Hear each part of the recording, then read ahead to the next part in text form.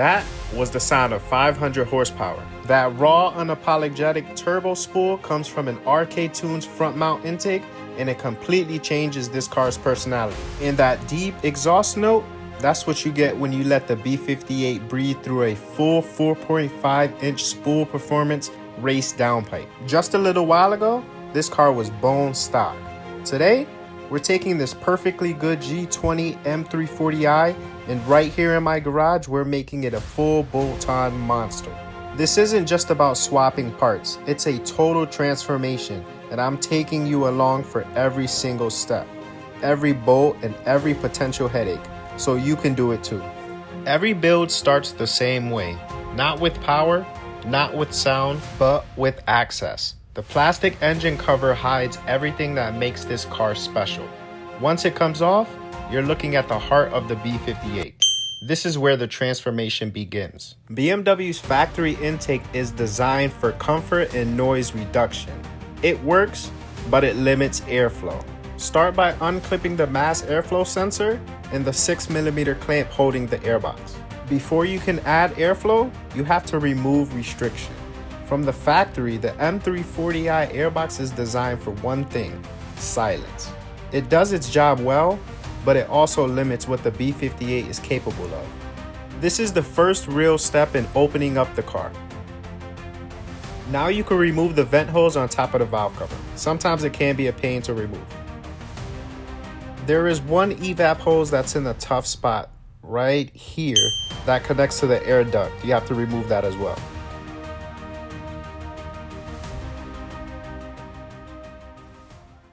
To remove the turbo inlet, there are 3 T30 Torx holding it onto the turbo. I only can loosen 2 right now because the charge pipe is in the way, but I'll get that last one after the charge pipe is removed. If you look at the top of the charge pipe, there are 2 T30 bolts that connect it to the throttle body. This is one of the most overlooked parts on a turbo BMW. From the factory, it's plastic, it's lightweight, and it's quiet. And once boost is increased, it becomes a weak point. BMW designed this for stock power levels, not for airflow upgrades, higher boost, and definitely not for long-term abuse. At the bottom of the charge pipe where it connects to the turbo, you will see one clamp. Loosen that clamp and the charge pipe is free. Next, remove this evap hose to make room for the charge pipe.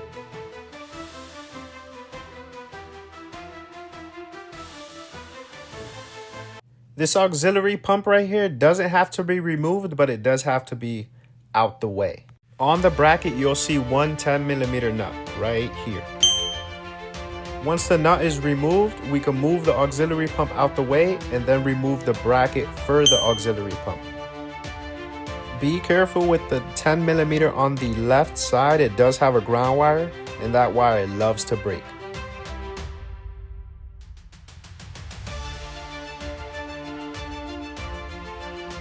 It's not a BMW if it doesn't fight with you, right? With a few wiggles and a little maneuvering, just like that, the charge pipe is out. Let's not forget that last bolt I had to get for the turbo inlet. There is one sensor you have to unplug on the turbo inlet. Make sure not to just yank it out. If you guys are enjoying the content, make sure to hit that subscribe button and maybe like the video. Now it's time to remove the stock cat. If you look in the back, there are 2 13mm nuts that you have to remove. Don't forget to unplug the 2 O2 sensors connected to the cat.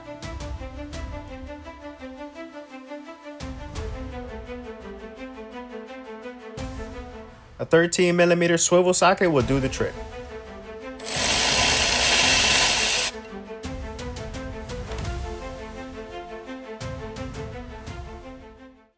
This stock downpipe has to come out.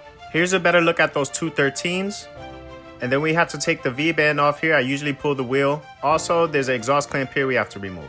I like to remove the passenger wheel because it gives me better access to the catalytic converter. You don't need an extension this long, but I use it with a 13mm swivel socket. It's kind of hard to get a camera in here, but you guys get the point. Just bear with me. This gives me better access to the 13mm V-band on the cat. Here's another 13 for the exhaust, and yet another one for the exhaust mount on the transmission. This is where everything took a turn for the worst. Everything was loose, and I was fighting this exhaust until my hands were sore. The stock catalytic converter did not want to budge. I used a pry bar to loosen everything up, but it felt like nothing was working. I was stuck and my brain started to hurt. I did not know what to do. With the holidays around the corner, this added so much pressure. I had to finish this car today. I didn't want to give up so easily, so I kept going. It took a lot of wiggling and maneuvering, but the cat is still not out. Making sure the O2 sensor wires aren't snagged on anything, I was so close to losing hope. Yes, the stock catalytic converter finally broke free. This is proof that if you keep fighting and keep going, you will win the battle. The stock cat is the biggest bottleneck in the B58's exhaust, and swapping it out is where most of our power and that aggressive sound will come from. The craftsmanship is incredible, with clean welds and an upgraded flex section built specifically to make life easier for do-it-yourselfers like us. Before the new pipe goes in, we have to transfer the O2 sensors. This is why you label them. Using a special O2 sensor socket, carefully move them from the old pipe to the new one. Time for the fun part, installation. One of the best things about this spool downpipe is its high quality flex section. It makes lining everything up in this tight space so much easier. We'll guide the new pipe up from the bottom and maneuver it into place. The biggest tip I can give you is to connect everything loosely at first. Get the downpipe seated on the turbo up top and get the V-band clamp situated, but do not tighten it down. I totally agree with the guys who say to install from the turbo back. A leak here is the worst one to fix. Make sure the gasket is seated right, then snug up the V-band. Reinstall the wheels so we can fully lower the car. I position the V-band to make it easier to tighten from up top, but make sure it doesn't block the wastegate arm. Oh, and don't forget to plug in those O2 sensors. Going to reinstall this turbo inlet. This was the T30 that was a pain to take out. Alright, we've reached a point where now we can install the high flow inlet. This MAD turbo inlet creates higher flow, a more noticeable turbo spool, and induction noise.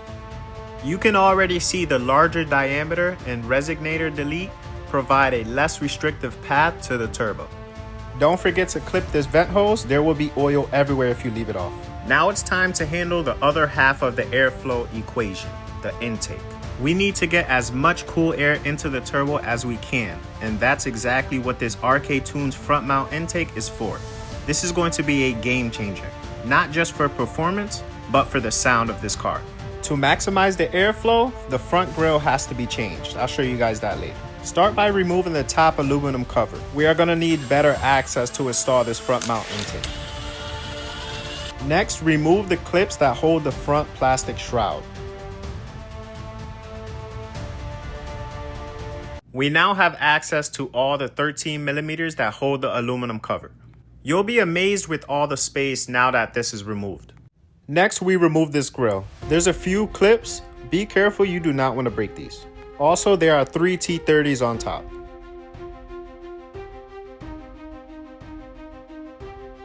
Make sure not to tug too hard. This is not your average car. At this point, you will see a plug for the front camera. Make sure to unplug it. For the best airflow possible, we will be deleting the active grille. I'll show you guys how to do it in a second. All right, this is super important. Let me be as clear as possible. There is an arm right here. You need to cut it and make sure you don't damage the active grille actuator. Let me see if I could give you guys a better visual on this side.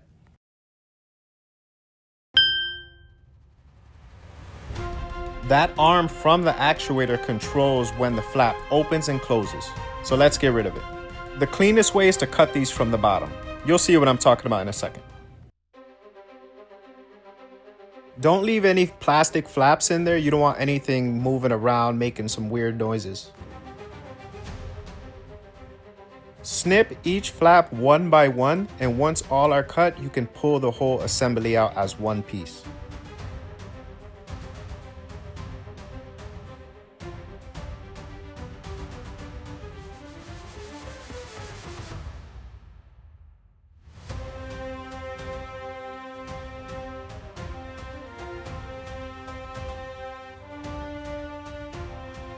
The front mount intake will sit right here, so remove this plastic cover, you won't need it anymore. This air duct for the stock airbox has to be removed as well. I don't know why, but this plastic piece was fighting me. Took me a little bit to take it out. This front bar right here does have to be removed to install this intake. So since it's out, I'm gonna do something special with it. You'll see later.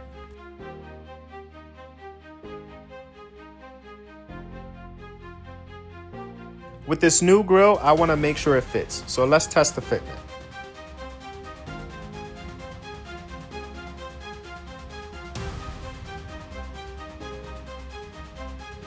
Let me know your honest opinion in the comments. I think it looks good. Let's tackle the charge pipe. This is a crucial preventative mod. The spool charge pipe is designed to fit like stock, and the CNC flanges ensure a perfect seal. On the stock charge pipe, there are 2 sensors. Make sure to swap those over. Also, don't forget this gasket right here. Remove it from the stock charge pipe. The bottom of the charge pipe has the gasket already. Transfer over the clip from the bottom of the stock charge pipe. The spool charge pipe comes with high quality T-bolt clamps, which the stock charge pipe doesn't come with.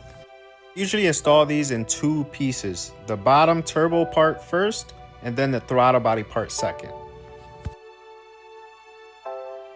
We'll slide it into place, making sure the new seals are seated properly. Because when the turbo starts working, everything in its path has to be ready.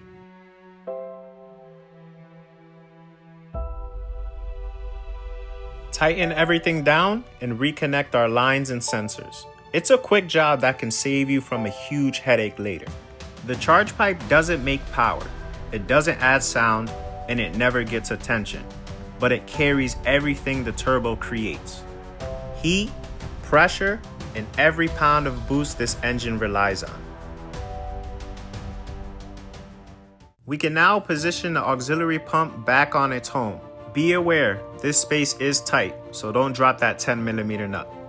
Alright, everything is back in place here. The auxiliary pump is nice and tight. Let's get back to this intake. Now when installing these, I do have a secret method. Make sure not to tell anybody, this is only for you guys. I see countless times people fighting with these silicone hoses, but sometimes soap and water does the trick. This method makes it easier for the intake to slide into place. If you need more, don't be afraid to apply it.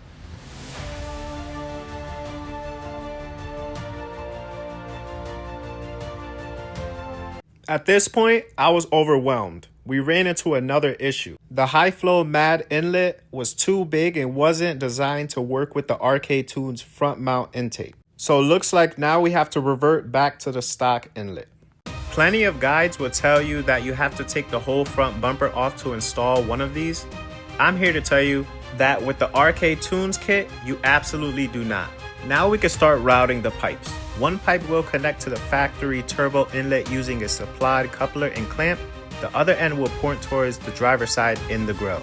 The second main pipe, the one with our MAV housing, connects to the first and routes down behind the headlight towards the front of the car. Once the pipes are routed, you can clamp the filter on. You can insert the air filter from the top of the bumper. Do not overdo the pulling because you don't want anything to crack. Just be patient and work through it. It will fit. The benefit here is twofold. Functionality, we're now pulling in much cooler air from outside the engine bay, which means a denser air charge and more consistent power. Orally, we just uncorked all the turbo noises. It completely changes how the car feels to drive. This whole installation was super straightforward, no bumper removal, and it took less than an hour. It's probably the easiest of the 3 mods, but it might add the most character. Now that the downpipe, charge pipe, and intake are all on, this M340 is officially full bolt-on. All the hardware is in place, only a few things left to do. Let's prep the pipe that holds the MAV sensor. We need to carefully move the sensor from the stock airbox into the new aluminum housing from Arcade Tunes. It's held in by a couple of T20 Torx screws. Be gentle. It's a sensitive bit of electronics. When you put it in the new housing, make sure you get the orientation right. It only flows one way. Finally, plug the MAF sensor back in. The harness should have enough slack to reach the new spot. And really, that's it. Look at the result.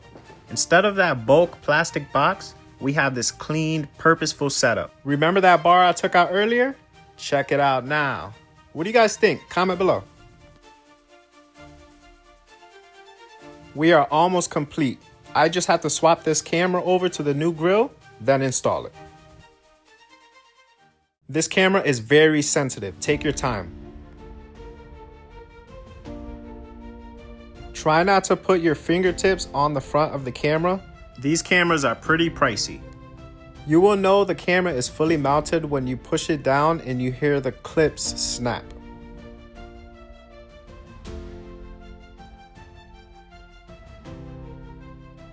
Plug the front camera in and the grill should snap right into place. Comment below your thoughts on this front end on this M340. I think it looks more aggressive now. What's your thoughts? Double and triple check that the grill is fully mounted in place. You don't want this thing flying off during a pull.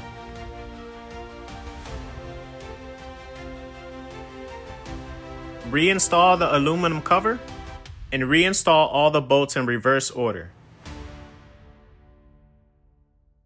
Reinstall the black shroud and don't forget the black clips that go with it.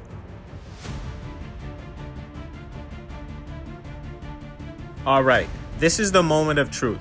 Every bolt is double checked, the downpipe's tight, the charge pipe secure, and the RK Tunes intake is locked in. O2 sensors are plugged in, MAF sensor is connected, battery is reconnected.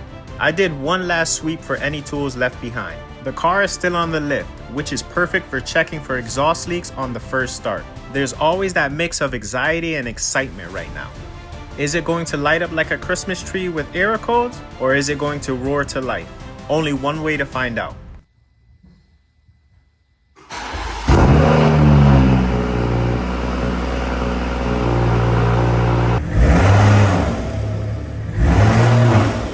Yes, you can actually hear the turbo spooling on a free rev.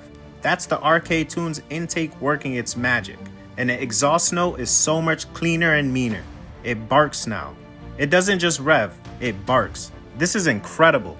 Just a few hours ago, this car was completely stock. The difference is just insane. It's a totally different animal. The stock car sounds polite. The full bolt-on car sounds angry and powerful. This is hands down the most transformative thing you can do to an M340 without getting a bigger turbo. It makes the whole driving experience better. It's more engaging, more exciting, and just more special. Every tunnel is now a playground. Every downshift is an event. This isn't just a fast sedan anymore. It's a proper performance machine with a soundtrack to match. The RK Tunes intake gives you an amazing turbo noise. The spool charge pipe gives you the confidence to actually use the power. And the spool downpipe, that's the heart of it all.